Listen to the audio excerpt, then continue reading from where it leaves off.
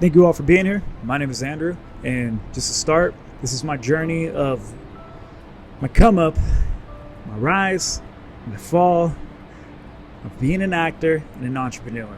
It all started when I was 18 and I was living at my mother's house at the time. Well, apartment. And it's a little different because, just to start, we're about to be evicted in a year's time from when I'm telling the story. And when I first ever started, I had dabbled in online business, starting with Amazon FBA, drop shipping, and even trying a marketing agency. However, meanwhile I was doing that, I was also trying to become an actor. I had this itch that I wanted to scratch, this affinity to want to do more. And I had this certain idea in my mind that I thought if I became an actor, everything else would be a little easier, just because, name, as nowadays it's, kind of the personal branding space. But at the time I thought, my way is going to be through being an actor. So I began my journey. I started submitting myself on websites such as Actors Access, Backstage, casting networks. Those I started discovering a little later, right? I firstly mainly used Actors Access. And during that time, I knew my bread and butter was going to be my headshot. So I had done some research and I looked around, but I didn't really find any. It's funny. I worked a sales job at the time, selling timeshares to people who really did not want them. And when I was doing that, I actually met a good friend at the time, which he had been an actor. He was on already reality TV, and he actually referred me to a pretty good headshot photographer that took my first ever ones. He didn't do it, but it was a referral through his agency. So I said, you know what? I'm gonna give her a shot. It was a little bit on the higher side in terms of budget, but I decided to give it a go because I knew if I wanted to be serious, they're going to see my photos. And like I said before, that's my bread and butter. If I want to get good roles, I got to have good professional photos, because if not, then no one's going to take me serious. iPhone photos versus some $800 photos makes a big difference. Maybe I paid a little extra, but that's beside the point. But I got those photos, I started submitting myself, and I got my first role. And that first role was a student film where it actually premiered at Warner Brothers Studios. I went and done an in-person audition, and that was the only reason I got it. If I didn't do an in-person audition, man, these self-tapes, I sucked. I was not professional at all at it. It was my first ever time trying anything like that. And, I tried my hardest, but thankfully it was an in-person audition. So I went in there, and I'm not going to lie, I crashed and burned. But I don't know if it was how genuine I was, the way I presented myself. I somehow landed it, and you know what? It's what gave me the foundation to everything else in my career and what really propelled me forward, right? So flash forward, my mother and I we ended up being evicted from the apartment, and I had to actually go with my father. Now, my father lives a little bit of a distance away.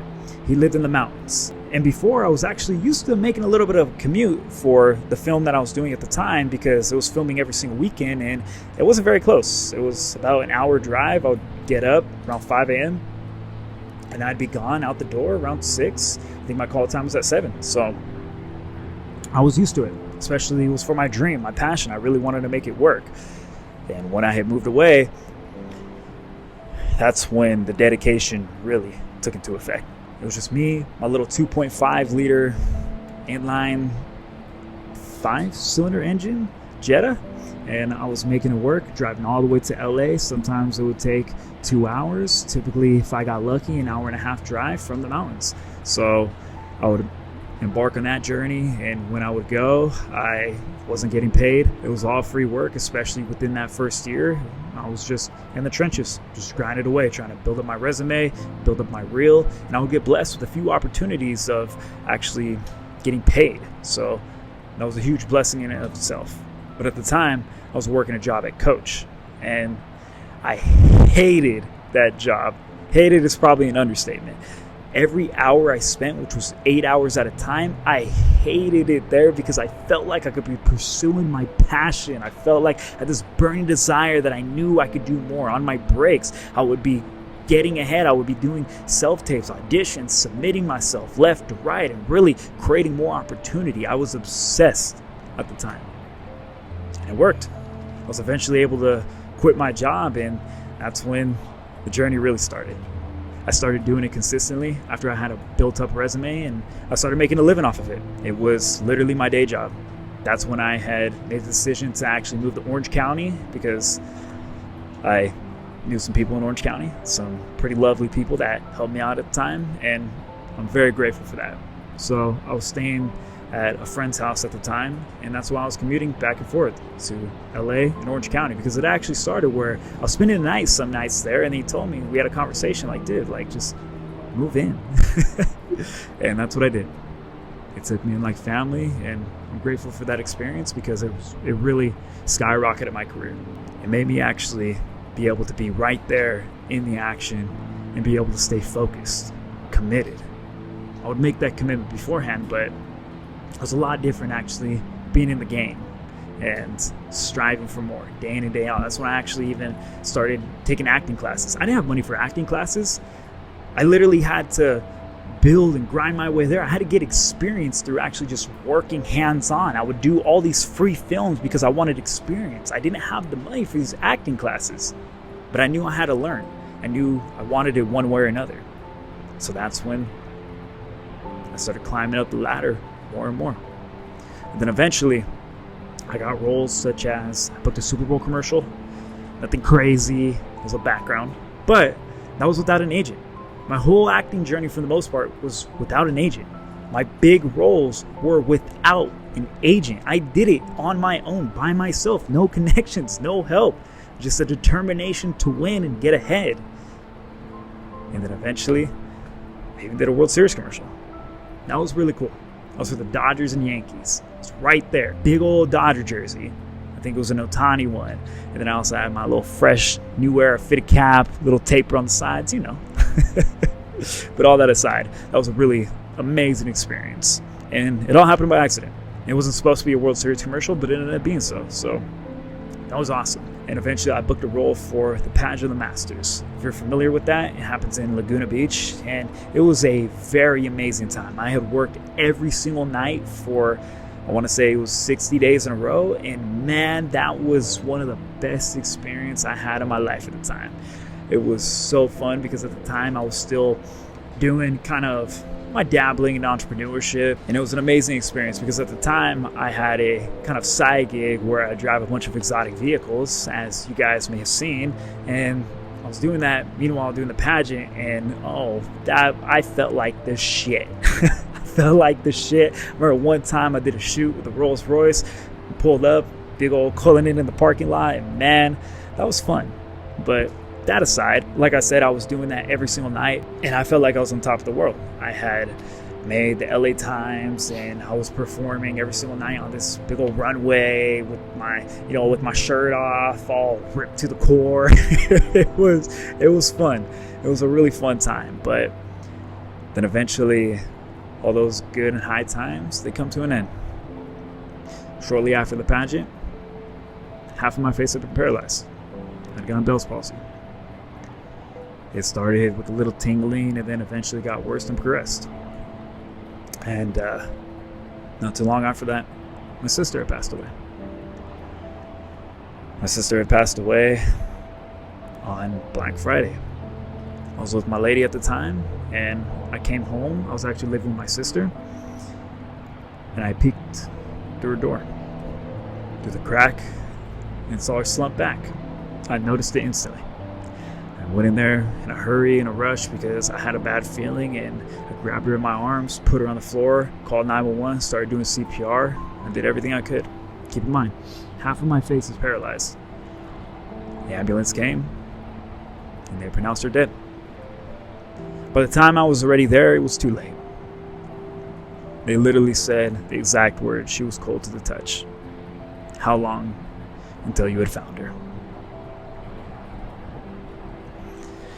So then began a totally different trajectory in my life that I didn't think I'd be on. I tried to do acting still.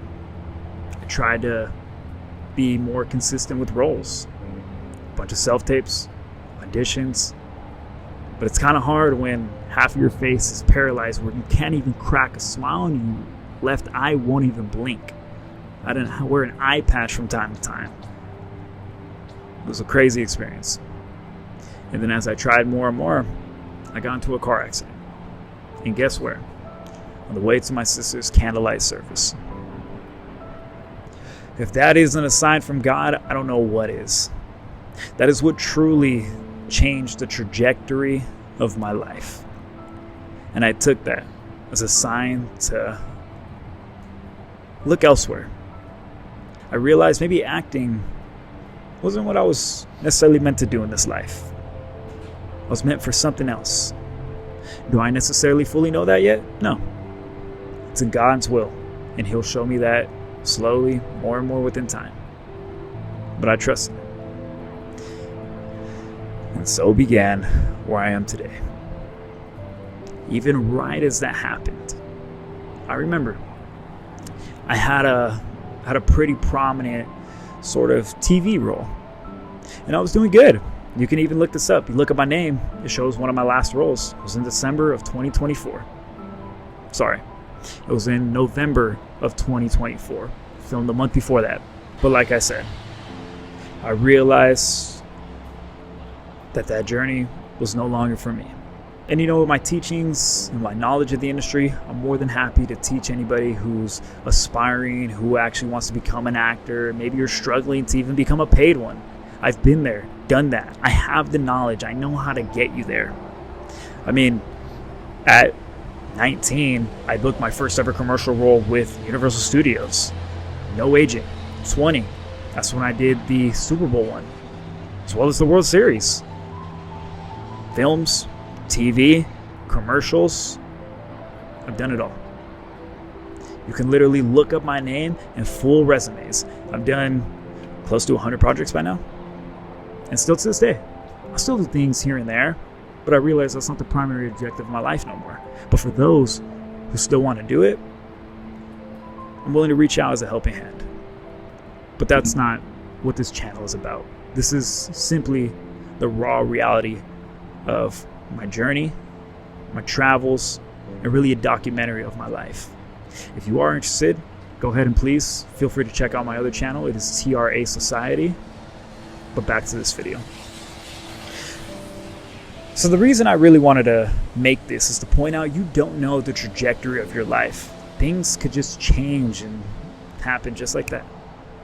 Be grateful for the opportunities that are in front of you and take full advantage of them. Because you have no clue what is going to happen the next day. You have no clue what your life is really meant for until that time comes. You can try your hardest. You can try your best to get where you think you want to be. But then you'll eventually be aligned to where you're meant to be. And this is one of those moments where I'm really discovering myself. I'm really discovering the trajectory of where I want to go. And so I use my experiences as talking points and to relay them to everybody else as lessons from my own life.